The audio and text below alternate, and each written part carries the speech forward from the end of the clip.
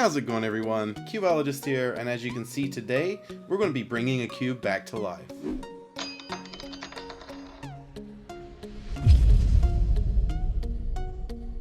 Alright, so the premise for this video is I got this cube at the last competition I was at, River Hill. Now this is an AoLong version 1, and I got this puzzle from a guy named Ender Cubes. So if you want to check out his channel, I'll put the link right there. You can check it out. He does some gaming videos and some cubing videos, so pretty cool guy. I actually traded away my Yushin 4x4 for this AoLong version 1 because, as you guys know, it's back to being my main. So what I've done to this cube so far is I've taken away the stickers. I think it was a Fulbright set, but I took the stickers away and I realized that I wanted to show how I brought this cube back. Because even though it was his cube and he had done some work on it, he admitted that he didn't really solve with this puzzle for a long time. So it's kind of scratchy, the tensions feel a bit off, as you can see, and it just feels unstable, not set up the way I want to. So I want to take it apart and get this thing back into working condition. So let's see what we can do. So the materials I'm going to be using today are weight 5 lube, maybe some Maru, we'll see. A screwdriver to take the cube apart, obviously, some soapy water to clean it off, and some paper towels. Now, I've already done a video like this, but I've got a lot of new subscribers since I've done that, so I think it'd be interesting to show everybody that's new, and this is going to be kind of an updated version, but it's basically the same thing, but it should be pretty fun. So let's get into this. Alright, so there's one thing I forgot to mention. I'm actually using some type of cutting agent to get the residue off of there. You can see it's a little bit gummy, and that just leaves some bubbles under the new stickers, so I'm going to be using Dissolve It. Not really a commercial for this product, but it's what I have on hand. So put some of this on a paper towel, just a little bit's all it takes, and then once you start rubbing, it takes all that off there, and it's just like new. Alright, now as you can see, we've got all that residue off of there. You can actually see the light and the reflection. This piece is a little scratchy, but that's weird. But just a little pro tip real quick. Something I would say to stay away from is this product right here. It's called Goof Off. I got it from Walmart or something like that, but it actually eats away at your puzzle. It says it's for adhesives and glues. Not true for twisty puzzles. Not a good product. But now I'm going to take this cube apart, just pop the center caps off, undo the screws, and we'll be right back. Alright, so now you can see I've got the cube completely disassembled and taken apart here. I've got all the hardware here. I've got all the center caps and center pieces and all the corners and edges.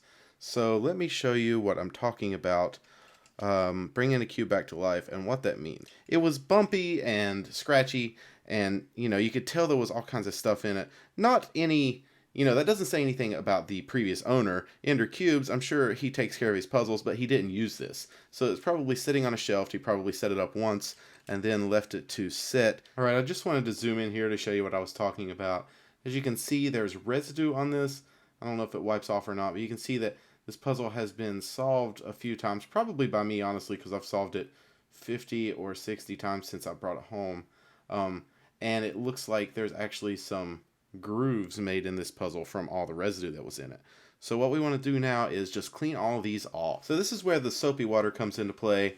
All you do is take a paper towel. You can even just use water if that's what you want, but I think that this is kind of a special case. Everything seems to be pretty hardened on there, and there is a lot of stuff in this cube. So like I said, nothing to do with the way he takes care of it, but it just wasn't used. So that's probably why.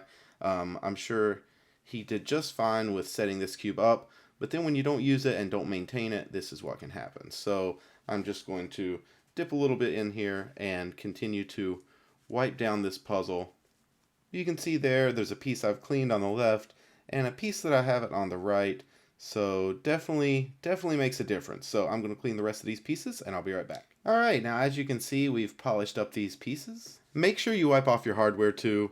I didn't really show that, but all I did was take the paper towel and wipe off all of the black residue that builds up on all this stuff, because it's just a mix of plastic that's came off the puzzle from solving, mixed with old lube and dirt and whatever, you can see it here. This is just from the hardware, and that should just help the turning of your puzzle, just making your hardware move more smoothly along the plastic now that you're going to have clean surfaces rubbing against each other. So now let's reassemble this puzzle. And if you want a tutorial, click right here. I'll actually show you how I lube and tension an AoLong, but that's what I'm going to do and re-sticker it, and let's see how it turned out. Alright, so I was going to reference you guys to my old how to lube and tension a MOU AoLong video, but I'm just going to make a new one really quick because I've changed it slightly, not a whole bunch. Don't expect something completely different, but I have changed it a little bit. What I do now is I just use weight 5 and Maru Lube. If you guys aren't familiar with that, it's just a really thin lube that speeds up your cube. And let me show you what I do. So what we do here is I get a centerpiece. Let's get that to focus. Alright, I get a centerpiece like this, and you can see down in there is a top lip, and there is another lip on down in there. I don't know if you can see that. But what you want to do is put a little bit of lube around that. The lube in the bottom one is just to stick the washer in there and hopefully keep it from spinning too much. And the lube on the top is to set under the head of the screw while it turns around in there so it doesn't eat away at the plastic. So let's go ahead and do that on all these pieces, and then I'll be right back. And just so you know how much I'm putting on each of these, I get about that much lube out and then put it on each lip individually. Just make sure it's rubbed in and you should be good to go. Alright, and now you want to grab a washer and put it smooth side up, just like this. You can see there are two sides. There's a smoother side and a side with some ridges on it.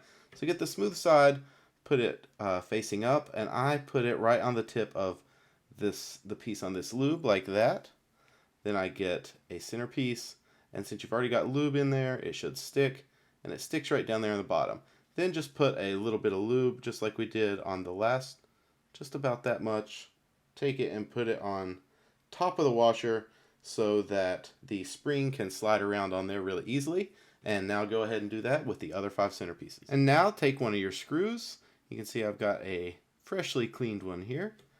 And take some lube, and you want to put the smallest amount ever of lube right around the top of this, literally less than a small bead. All that's for is to stop the spring noise whenever it's twisting on there. You guys know what the spring noise sounds like. It's horrible. But you've already got lube around this top lip, so you don't need it. You don't need much at all on the head of the screw here. You just want to put enough to stop spring noise. So then just take a spring and put it right on your screw. And then you're ready to grab a center and just put all this together. So now do that for your other 5 screws and springs and put them in the other 5 centers. Alright, now that we've got these centers all done, we want to take a look at the core here. Now you can see that the core has some small imperfections from the mold in it, and they run along all of the, or at least 4 of the centerpieces. You can see they've molded this in 2 halves and then just stuck it together. So you can see that these 4 pieces have ridges on there, and they're quite rough. So you'll notice when we put this, I'm going to take one of these kind of apart, when we put this together that this piece is going to be setting on there, and it's going to be turning just like that. So I don't put any lube in between here because I feel like plastic on plastic has to move faster than plastic with lube in it than plastic. But anyway, I think the lube is mainly for the metal as far as the core and the hardware goes. So what I do is take a knife and shave these off and get that as smooth as possible. Now this probably doesn't affect the feel much, but just in my head, I don't like that those are there. So this is a small thing. You can skip it if you want to, but it's something that I do. Alright, so now you can see there on that same axis where all those bumps were, I've completely shaved it off. So like I said, this is probably a pointless step, but it makes me feel better about the turning of my cube. And, you know, if you want to set a cube up quick and simple, this definitely isn't your tutorial, but for me, I'm a little bit obsessive compulsive when it comes to these, so I do this. But now what you want to do is grab one of your centers with the screw in it already, and we want to lightly attach it to the centerpiece. Now when you do this, try to get the screw in there as straight as possible, because if it's crooked, that affects the way your cube turns, but it's not that big of a deal. And you just want to put this in there just pretty loose, but you want to keep a note as to how far out you can pull the actual centerpiece, because we want to put the other ones in there the same exact tensions, and we'll tighten it up later, but we'll use a method where we use like a full turn or a half turn on all the pieces to tighten the cube. So we want our tensions to be the same here. So go ahead and do this one and put in the other 5, making sure that the tensions right there are exactly the same. Alright, so the first thing I do when I'm putting a puzzle back together, especially a 3x3, is I get an edge piece and slide it in between 2 of the centers, just like that. and kind of put it on the bottom. So you've got that there, then grab a couple corners, slide them in right beside. Now if your cube's already stickered, you want to pay attention that you're putting it back in already solved. There are other orientations that you can put it back together and it's solvable, but so you don't have to pay attention to oriented edges or corners or twisted corners or anything like that. You want to make sure that you've just go ahead and put it in solved, so that makes everything a lot simpler. So once you've got this 3x1 block over here, you can hold it just like that and everything's pretty stable. But then go ahead and put in these two edges right under here. So grab two edges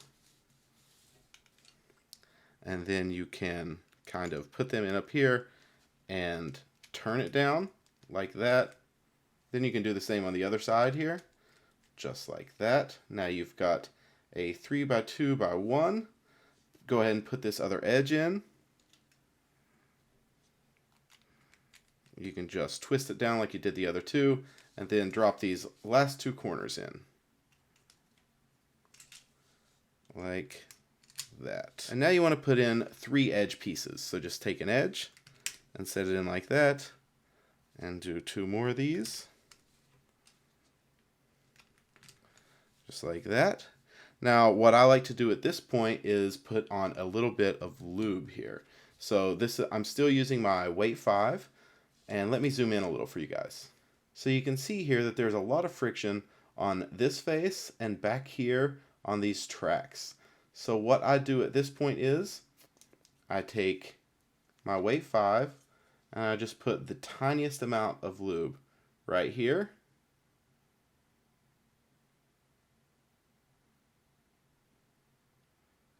Like that.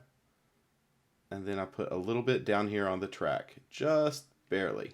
You can see there's just a little bit of lube there. Then you want to turn your cube around so you can see we've got lube on the bottom on this other side, but on this side we see that we have the top here.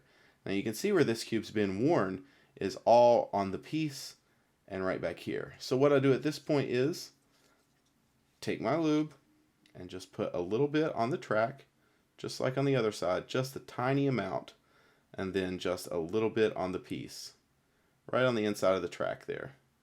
Because as you turn this puzzle, it works its way out. So as you're turning, the lube will work its way out over the piece, so there's no reason to lube out here, and then so it can push out onto your hands. You want to lube as close to the track as possible. So once I've done that, I go ahead and start working on the top layer. Now with this edge piece out, you want to take an edge, put it in like that, then a corner, and just repeat that pattern, edge, corner, edge, corner. Now we've got lube on the top of this layer on the tracks, the top of this layer in the back on that edge piece, if you remember, and now we can put some on the other edge pieces right here. So what I do is, with weight 5, I just add a little on the track here, and the same over here. I know that doesn't seem like a lot of lube, guys, but the theory that I use is, I use a small amount of weight 5, so it gets in all the imperfections in the plastic where it's pretty thick, and it allows the cube to feel really smooth.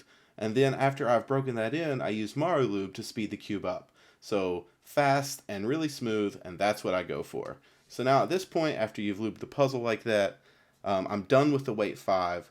I put the last edge piece in. The 2 corners go next. And then the last edge piece on top, you just twist it in like that. And then your puzzle is fully assembled, except for the center caps. So now the puzzle's assembled and it's really exciting, and you want to get the stickers on it and put all the center caps on and start solving, but not quite yet. What you want to do now is start breaking the lube in on the cube and pay attention to how the actual tensions feel. The way I set this cube up with that small gap in between all the screws, I know that the tensions are even, but I don't know that they're to my liking. As you can see, this cube is super loose. It feels really unstable. It would probably pop if I forced it. So what I'm going to do is I'm going to twist each of these 1 full turn and then see how that feels. Alright, so 1 full turn did it for me, just 360 degrees on each screw. The cube still cuts 45 really easily, but it feels a lot more stable, and I'm really happy with it. So now what I'm going to do is finish putting these center caps back on, sticker it, and I'll be right back. Alright, so as you can see, I have completely restickered this puzzle, and some of my stickers are a little off center, and there's a bubble here and there, but it's not that big of a deal. I'm super happy with the way it turned out. I've done about 5 or 10 solves on it, and I have to say it is performing much better. And the way I set up cubes isn't anything special, guys. A lot of people set up their cubes just as well, if not better than me, but this is my personal style as to setting up a 3x3, and if you like it, give it a try because it really works out. The only thing left to do is I've now solved this cube a few times and spread that weight 5 all around. Every side actually feels the same. It cuts 45 super easy, and it's just a well-performing cube. But now I want to speed it up a little bit. So I take Mario Lube, I shake it. You got to shake it up a little bit first because it kind of settles. But anyway, I put just 2 drops in the top. I used to do top and bottom or turn the cube over or whatever, but just shake it around. Make sure it goes into all the little crevices. Turn the cube a little bit. Maybe mix it up.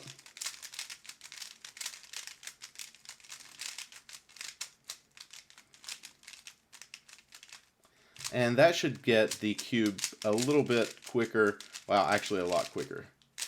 This cube is turning really quickly now. So, wow, that actually helps the cube a lot. Like I said, guys, it's just my own personal style, but I put the weight 5 on there just a little bit, and it fills in all the imperfections in the plastic and lets it turn over itself really smoothly. Then I put the Mario Lube in, and it speeds it up.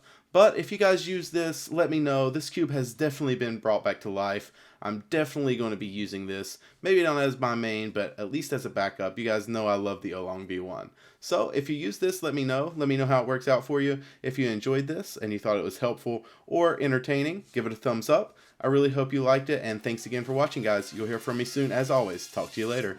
Bye.